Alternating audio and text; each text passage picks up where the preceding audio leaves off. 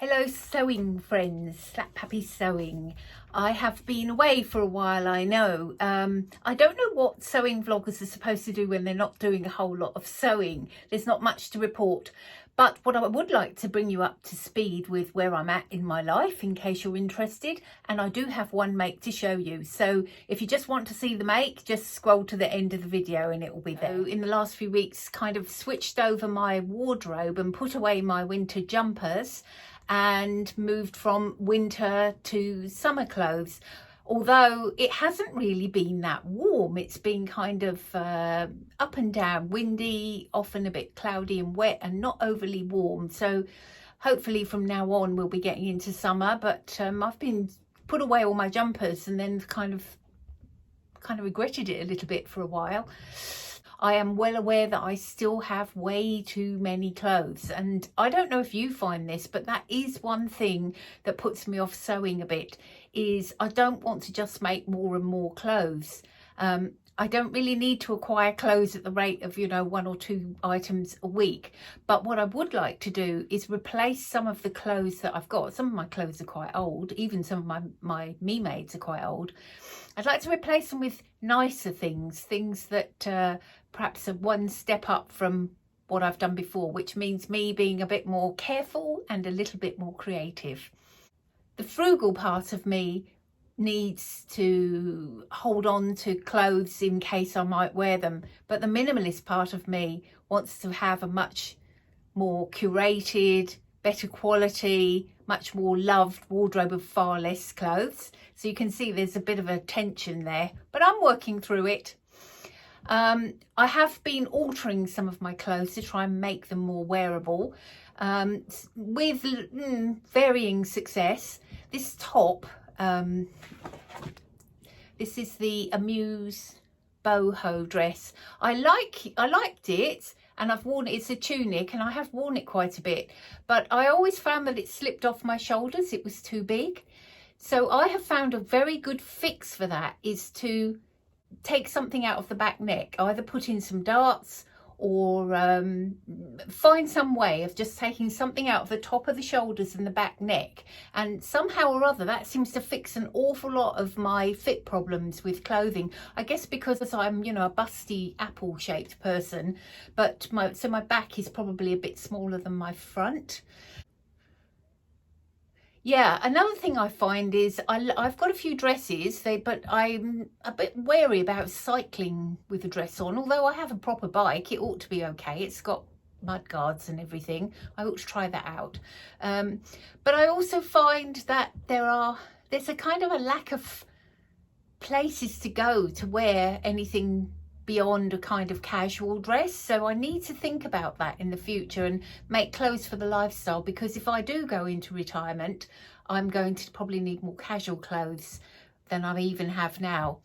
However, I do have this maxim. It's on my fridge. Here we are.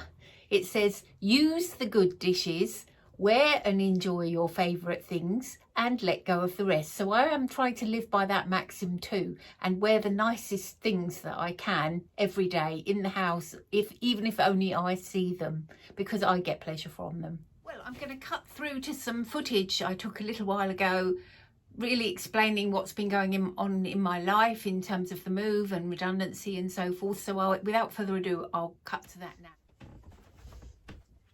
So I haven't been on a while and I thought I might talk to you, and I've been looking for a good moment and then realised, curtains. I'm making curtains, probably not quite the correct way, I don't know. I found all this material under the bed. It was a piece of material that I had bought, a few years ago, meaning to make some curtains for my dining room. Never got round to it. And then when I looked, there's actually 14 metres of material there. So to cut a long story short, I thought I'd make some curtains now out of it for the new house. So let's get to that. Hang on a tick. Got that from a charity shop as well. In fact, nothing about these curtains is going to cost me anything. I'm making basically unlined, very simple curtains, just the width of the fabric. I think the windows are 1.5 metres and my fabric is 1.4. So I reckon 2 curtains of 1.4 drawn up should be about right. But I have no idea if this will match or anything, but I mean, they're very standard, and I thought they can be there in the bedrooms until I sort out exactly what I'm going to do. And then I can probably reuse the fabric anyway, because they're pretty long. I think each curtain is 2.4 meters, but enough about that. So I haven't been on for a while, and one of the reasons for that is because I have had quite a lot going on in my life. The place where I work, which is a university, is basically in a financial crisis. Now, all of the universities in New Zealand have basically been they're all struggling financially for various reasons, but I think one of the main reasons is there's just less students than there used to be. Probably I'd say there's some demographic stuff going on there. Anyway, so a few months ago we'd been offered to take voluntary enhanced cessation, meaning voluntary redundancy, and I was like, I wasn't really quite sure where our retirement house was, and I also thought, oh no, this is just too soon for me. I'm not ready. So I told my boss that. I said, well, I have been quite open about the fact that I'm kind of planning my retirement, anyway, he came back to me about a few weeks ago and kind of offered me it again, but this time he coincided with us hearing that our house should be ready in December. So this time I did a bit about it. It's a bit scary, sort of. It's not scary. I mean, the atmosphere where I work is not very good at the moment, as you can imagine, because they're actually going to lay off hundreds of people, and a lot of them are not even getting a choice. So I was sort of like, oh, do I really want to stay? Do I really want to go? I know I'm going to move, but probably next year. Is it the right time? And then I thought, Deb, this is like, just do it. Just pull the pin and leave the job, because you're moving and you want a new life, and that's it. So at the end of the year I shall be officially redundant. A new life does await. A really new life awaits, and it's exciting and daunting and scary all at the same time. Now, to prepare for this, I suppose one of the big things is realising that moving from this house to that house, I wish I could just snap my fingers and it would be done, but that is not going to happen, obviously. Wouldn't that be a wonderful thing about being rich, that you could just get those things done for you? Oh, I'd like to move there, and then just turn up at the other house and it's all done. But no, that isn't going to happen, obviously. So I have been decluttering, including my patterns, and I have had a look through my fabrics. I don't see a whole lot there to declutter. The house we're moving to is approximately half the size of our current house. So yeah, a little bit daunting.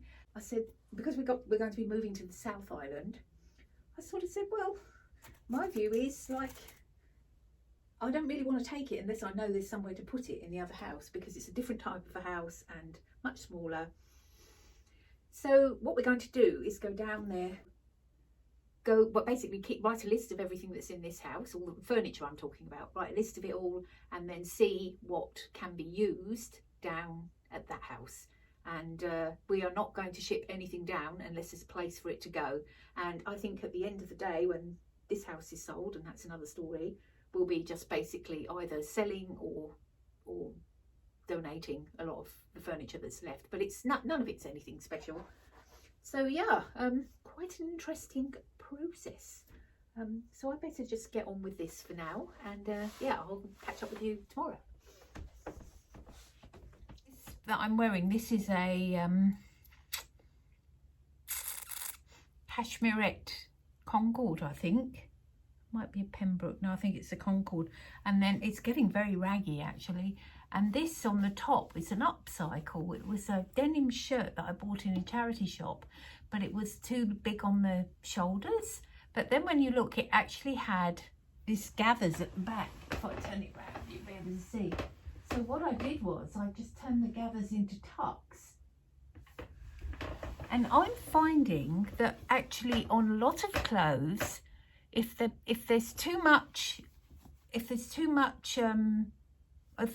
off my shoulders, which of course is very common, because in order to get things around my bust, you often have to have bigger shoulders.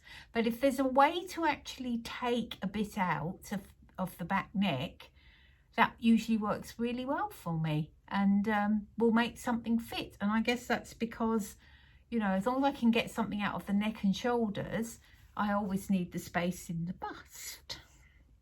Right. Well, all that's left to do now is to show you my latest make, which is, I took it into my mind because I've been decluttering that I had a black version of the chalk and notch fringe dress, which was sort of almost knee length, but I always wore it with jumper and leggings in the winter, and I liked that a lot. But it was really tatty, so I basically got rid of it, and I thought I should make another one. So I made the one you see here, but when it was finished, I kind of thought, you know what, I think I might wear that in the summer if it was a bit longer, and I had just about enough fabric to put a frill on the bottom, so that's what I did. If I find I do not wear it that way, I will take the frill off and wear it in the winter the way that I wore my other one with jumper and leggings. But we'll see. Before I close, I wanted to show you this bag that I made. See this? It's a crochet bag. I made it out of scraps. It's got a flat bottom. It's got a little thing with Velcro, and I've lined it with jersey so that small things don't drop through the holes in the crochet. I haven't used it yet, but I'm quite proud of it. I made that flower long ago. It's been a long time coming, that bag. Okay, so want to say before I go that an exciting thing that's going to happen is next weekend I shall be meeting up with 2 other sewing vloggers. One of them is Stacey from Stacey J Designs, and the other one is Catherine from So Much Sewing.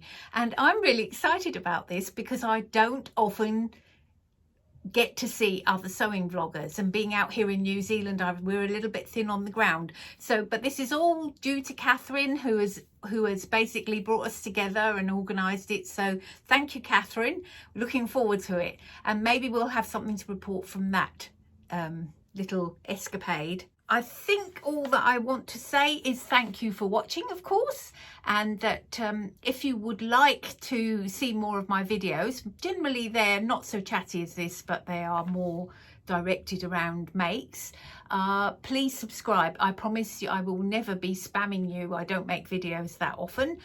But subscribers, I think, get notified of when I have a new video out, and if you don't, it's a bit of a sort of lottery whether it's going to come up in your feed or not. Thank you, YouTube, for nothing. Yeah, and I wanted also to say that I'm wearing the Love Notions Forte top.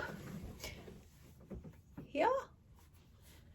That's a make from a few years ago, and instead of wearing a top underneath, it is a little bit low, but instead of that, that is actually a sports bra.